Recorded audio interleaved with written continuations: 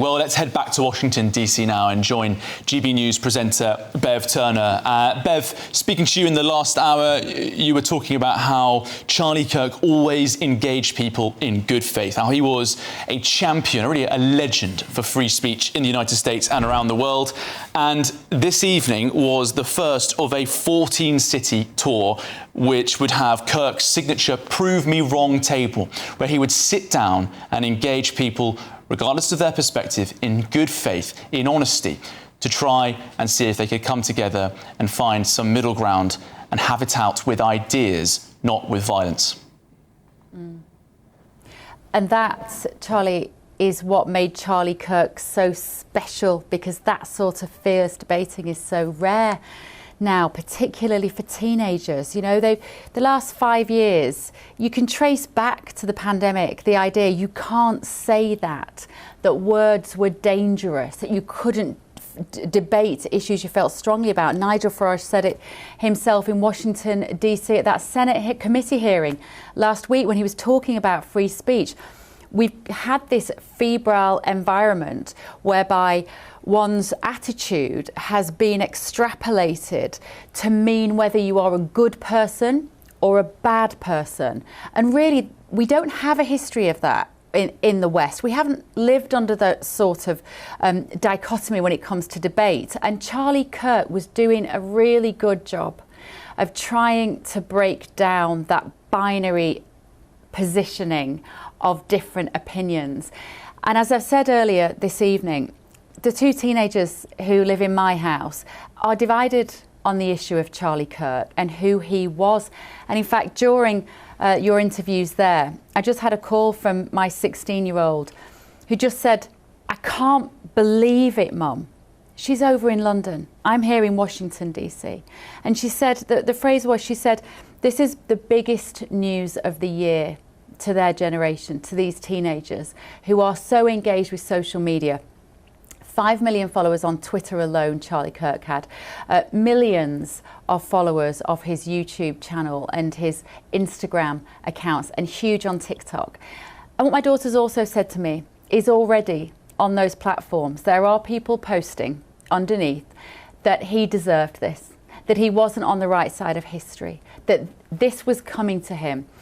He was pro-guns, actually, Charlie Kirk. He was very much pro-choice about a lot of things, and he believed in the right to carry guns. Of course, people now online are using that against him, and this is the tragedy of the world we're living in. And I'm reluctant to blame social media for this, because I think that's too easy.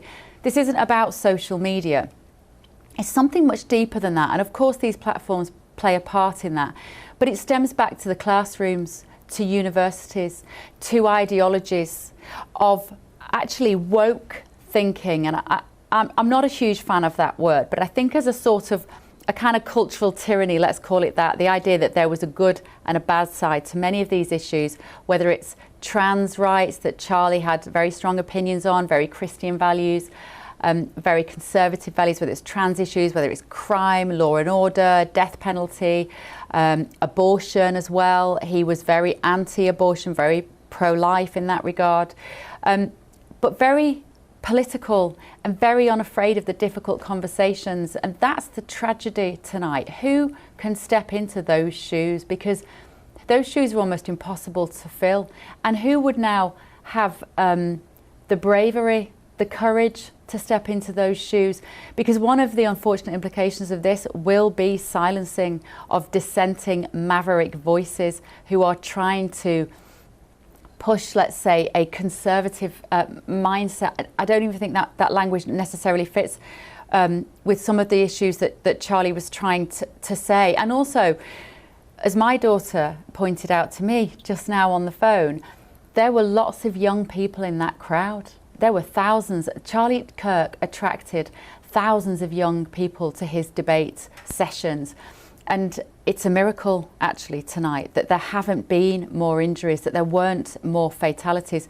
Our understanding is that the shooter was about 200 yards away, about 180 metres, perhaps, from where Charlie was positioned in his tent. That is extraordinary that nobody else was injured. Of course, when Donald Trump's first assassination attempt occurred, there was that fatality in the crowd.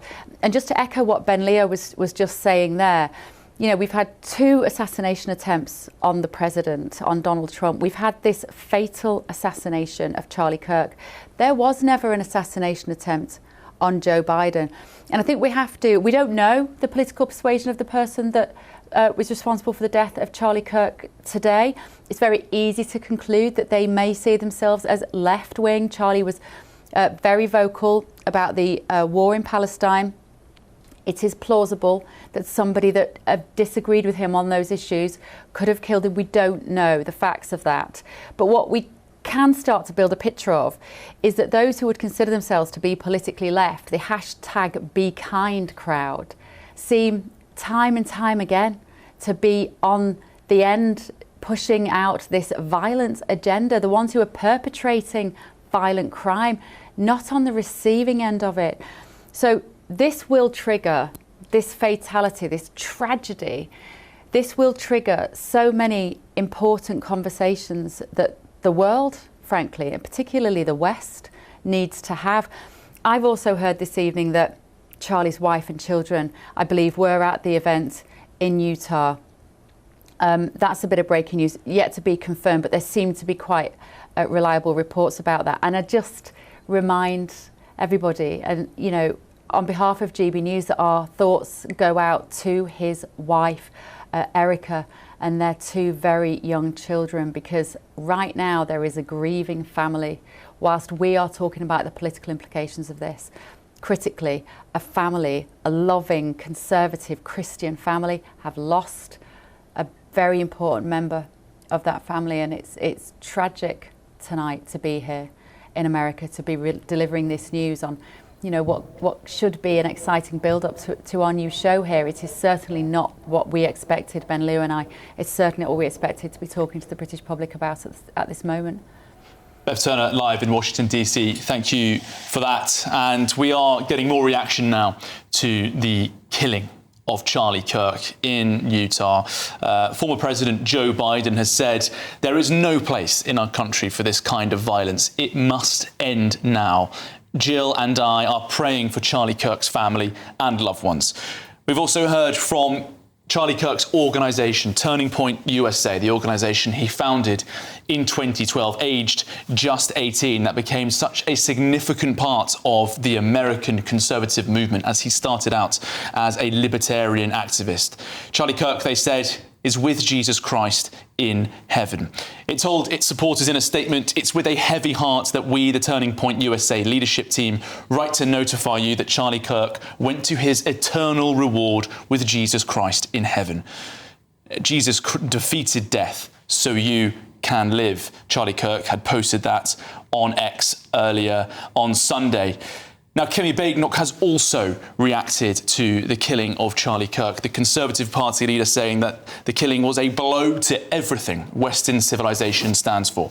There are no words good enough to express the horror of this, she said. The killing of Charlie Kirk is a blow to everything Western civilization stands for: open discourse, robust debate, and peaceful dissent. Well, I'm joined now by the leader of Reform UK, Nigel Farage. Nigel, thank you very much for joining us this evening amid this tragic news. You've met Charlie Kirk. He was a significant commentator and influencer for the global conservative movement. What's your tribute and reaction to this appalling news of his killing tonight?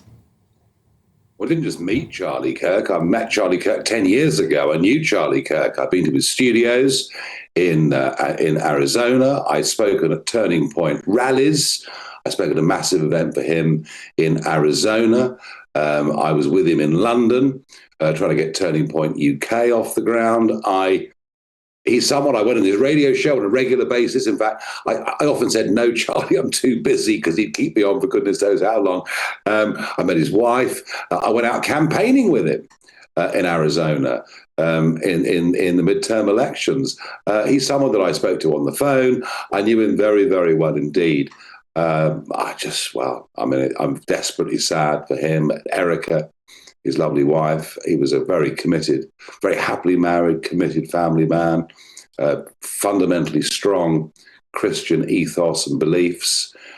He was phenomenal. I mean, he got Turning Point going. He was very young, and I'd met him just after he'd formed Turning Point, and he was there in Palm Beach, and people were backing him and supporting him. And what he did around American universities was quite extraordinary. I mean, goodness me, we need someone like that in our country, going out, giving young people hope, fighting back against lecturers, professors who were deeply biased in the way they were teaching things. I mean, he was an enormous voice, and Trump regarded Charlie very highly indeed, often went and turned up at Turning Point events. He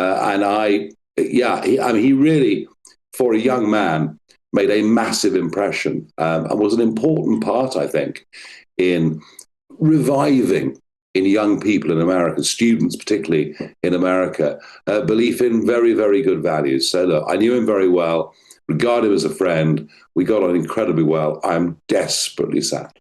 And Nigel, we've also had, obviously, a very emotional reaction from the US President Donald Trump as well, recognising the importance of Charlie Kirk to the conservative movement in the United States. And he's ordered flags to be lowered to half staff in honour of Kirk. Well, good. Of course, Trump is very good at doing the right thing in a circumstance like this. No, he was a very influential figure. Really good guy. I mean, he was also great fun to be with, lively conversation, full of energy. I mean, his work rate, I work hard, but goodness me, Charlie's work rate was absolutely ridiculous. He just kept going and going and going.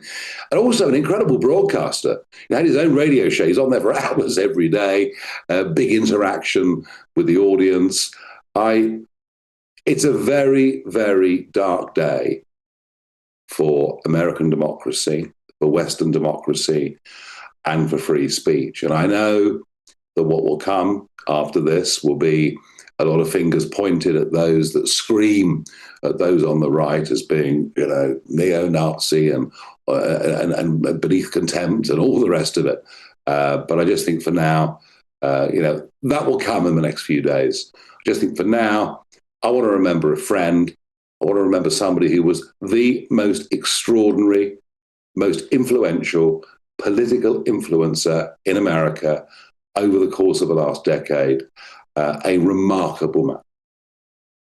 Paying that tribute, of course, we've also heard wider reaction from GB News viewers saying that, and indeed the panel here in the studio, this is a dangerous time to be involved in politics. A lot of politicians in the United States and commentators sharing their thoughts this evening that the atmosphere in the United States is febrile.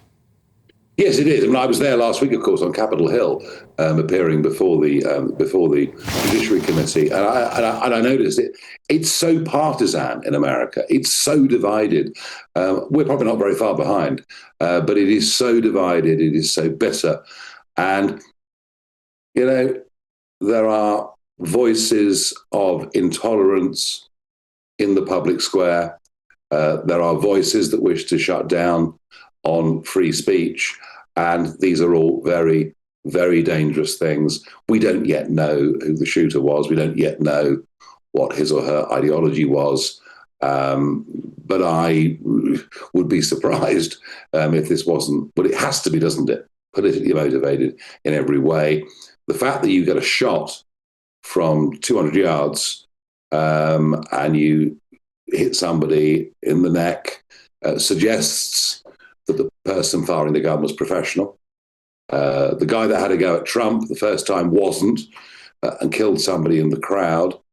But this is just awful. And I don't underestimate what the reaction to this in America is going to be. It's going to be huge.